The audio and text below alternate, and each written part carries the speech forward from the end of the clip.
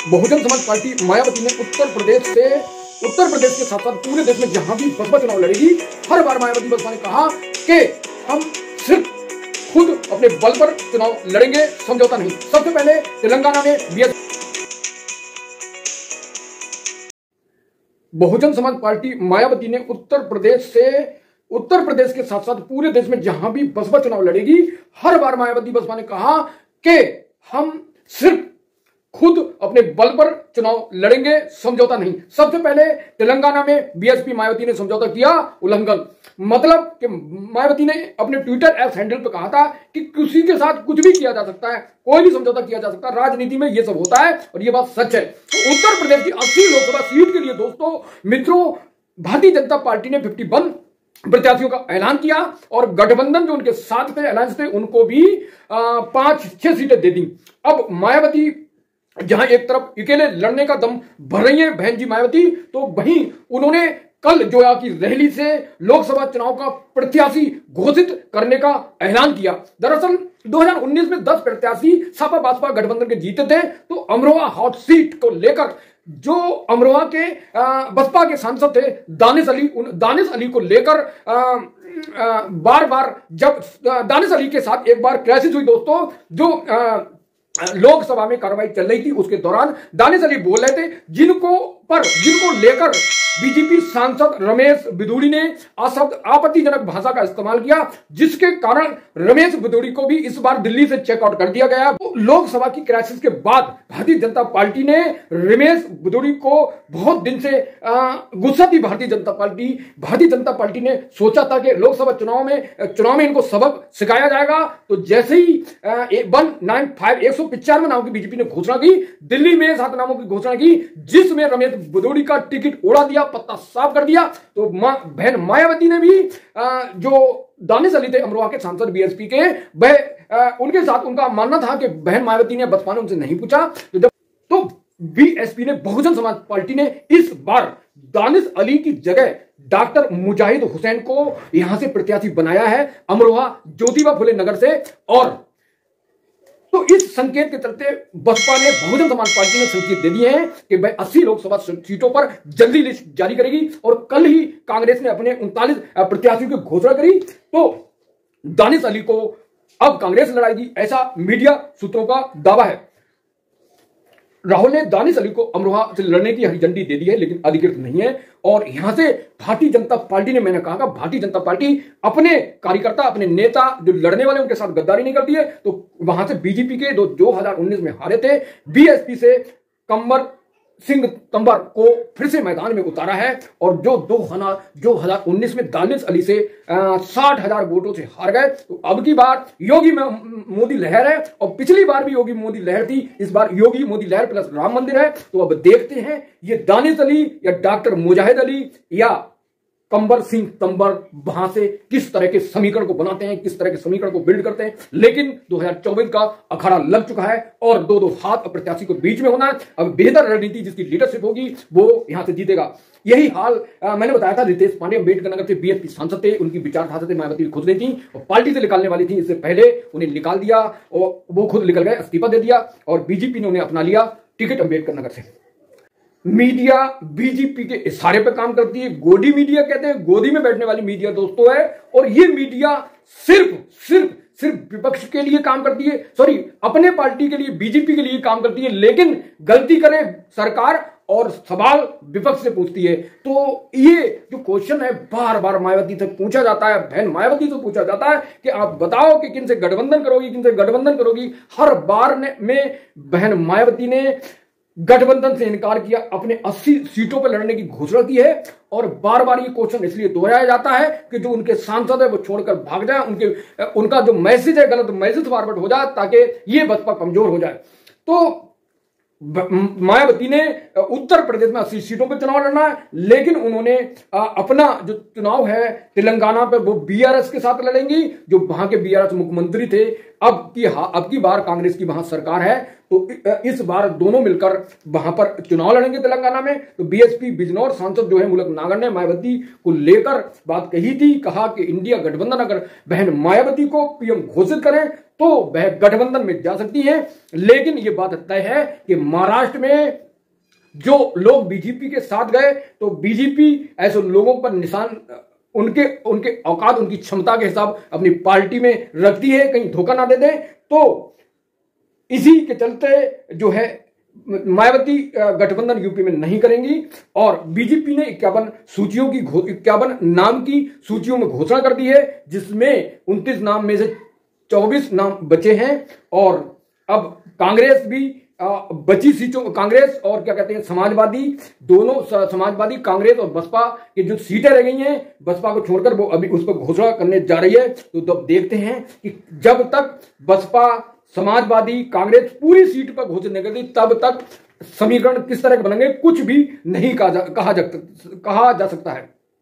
तो जो आज की रैली से डॉक्टर मुजाहिद हुसैन अली डॉक्टर को टिकट देने की घोषणा की बसपा ने, तो बसपा के कोऑर्डिनेटर को बहन मायावती ने कह दिया है कि आप क्षेत्र में ऐसे लोगों की, ऐसे मजबूत प्रत्याशियों की तलाश करें जो जिताऊ हों, जो टिकाऊ हों।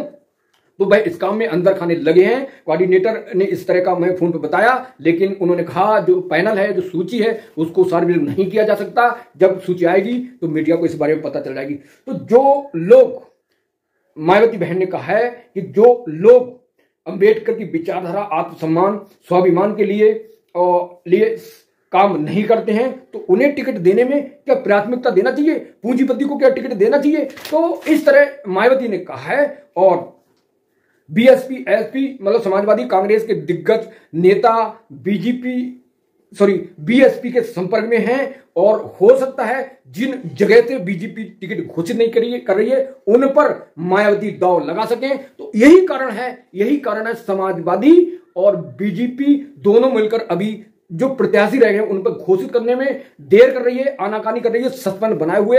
कहीं ऐसा ना हो कि वह जो बीजेपी के दावेदार हैं वो बसपा से टिकट ले लें, समाजवादी से ले लें। तो इसलिए बीजेपी ने 24 नामों पे यूपी में होल्ड कर रखा है। और तो मायावती ने एक्स पर लिखा कि वर्तमान बीएसपी जो सांसद हैं वो टिकट लेने के मामले में पहले ही स्पष्ट कर चुकी हैं, टिकट देने के मामले में बहन मायावती स्पष्ट कर चुकी हैं कि जो सांसद बीएसपी की विचारधारा, बाबा साहब की विचारधारा पर खरे नहीं उतरते हैं उन्हें टिकट देना कहां तक उचित है। मतलब वर्तमान सांसदों के टिकट पर तलवार, और हर हाल में बीजेपी ऐसे शासन बीएसपी ऐसे सांसदों का पत्ता साफ करेगी जो लोग पार्टी की विचारधारा के खिलाफ हैं, चाहे वो पार्टी में कहीं भी हो, क्योंकि पार्टी की मुखिया को हर हाल में पता चल जाता है कि कौन जो है इधर उधर भटक रहा है, कौन पार्टी को कमजोर करने का काम कर रहा है। तो नए सिरे से मजबूत प्रत्याशी की बीएसपी को तलाश है जो बीजेपी को हरा सके, जो समाजवादी को हरा सके, क्योंकि ये दोनों पार्टी हैं, इन्हीं से लीड होगी। बहन मायावती ने संदेश देते हुए कहा कि वर्तमान में जो सांसद है उन लोगों ने पार्टी की विचारधारा पर सवालिया निशान लगाने का काम करा है, जो पार्टी में रहकर पार्टी के खिलाफ चलने का काम कर रहे हैं। मतलब स्पष्ट है कि उन सांसदों का 10 सांसदों में जो 2-3 लगभग चले गए हैं, जो गड़बड़ कर रहे हैं, जो बचे हुए हैं, उनका टिकट काटेगी, किसी कीमत पर बीएसपी उन्हें छोड़ने वाली नहीं है। गाजीपुर से बीएसपी के सांसद अफजल अंसारी थे और जो बीएसपी के सांसद थे उन्होंने कहीं ना कहीं सेटिंग करके समाजवादी से वही गाजीपुर सीट पर टिकट ले लिया। तो वहां भी बीएसपी नए प्रत्याशी को उतारेगी। लालगंज से संगीता आजाद की बात कर लें, जो बीएसपी में रहकर योगी मोदी से मिलने का काम कर रही थी और उन्हें विश्वास था कि दिनेश लाल निर्भुआ को बीजेपी अगर टिकट नहीं देती है तो मैं बीजेपी के टिकट से लड़ूंगी, लेकिन उनके सपनों पर पानी फिर गया। बीजेपी ने अपने पुराने सांसद पर, कार्यकर्ता पर विश्वास जताते हुए दिनेश लाल निर्भुआ को फिर से टिकट से नवाजा है। तो ऐसे लोगों को हर पार्टी पहचानती है, जो लोग पार्टी में रहकर जो पार्टी की विचारधारा से विरोध में चलते हैं, और ऐसे लोगों को ना इधर के रहते हैं उधर के रहते हैं। तो लालगंज से जो हारी थी संगीता आजाद ने हराया था नीलम सोनकर को, उन पर फिर भारतीय जनता पार्टी ने लालगंज से दांव लगाया है। अब संगीता आजाद का क्या होगा, क्योंकि बीएसपी मायावती उन्हें हर हाल में साइडलाइन कर किसी कीमत पर टिकट नहीं देगी। उनके ससुर उनके ससुर दोस्तों जो संगीता आजाद थी, उनके ससुर कैडर बहुत अच्छे पुराने दिग्गज बीएसपी के नेता थे और वह कैडर के लिए बहुत समय से काम कर रहे थे और इसी कारण बीएसपी ने उन्हें नवाजा था। लेकिन उन्हें एंड टाइम पर लोकसभा चुनाव पर इधर उधर भागकर अपनी मट्टी पलीत भी कर ली, अपना टिकट का दाव पर सवालिया निशान लगा दिया। तो ऐसे लोगों को बीएसपी किसी कीमत पर बर्दाश्त नहीं करेंगे, मायावती किसी कीमत पर बर्दाश्त नहीं करेंगे। घोसी बीएसपी सांसद अतुल कुमार यादव जेल में हैं और अतुल कुमार सिंह सॉरी, और जौनपुर से बीएसपी सांसद श्याम सिंह यादव और मूलक नागर बिजनौर और नगीना से दिनेश जाटव का जो इंतजार कर रहे हैं टिकट के लिए, और सहारनपुर से फैजुल उर रहमान इंतजार कर रहे हैं। तो जो लोग पार्टी के साथ हैं, अभी कुछ दिन पहले मूलक नागर जो थे वो आरएलडी की रैली में गए थे, उससे भी संकेत लगा, क्योंकि मीडिया एक तरफ धज्जियां उड़ाती है और दूसरे पार्टी को कमजोर करती है। तो कोई भी वजह हो सकती है जो पार्टी की विचारधारा के विरुद्ध है, उन पर मायावती लंगड़े घोड़ों पर कभी दाव नहीं लगाएंगी। ये कोऑर्डिनेटर ने कहा है कि जो लोग गद्दारी करते हैं, जो लोग पार्टी के साथ रहकर, बसपा के कोऑर्डिनेटर से मेरी बात हुई, उन्होंने कहा तो इसलिए नए प्रत्याशी को, मजबूत प्रत्याशी, जिताऊ प्रत्याशी को तलाश है। और जैसे ही बसपा के प्रत्याशी और समाजवादी के बचे प्रत्याशी यूपी में घोषित होंगे, तब इस पर चीज साफ होगी कि कौन कितने पानी में, कौन किसे हरा पाएगा, कौन किसे जिता पाएगा।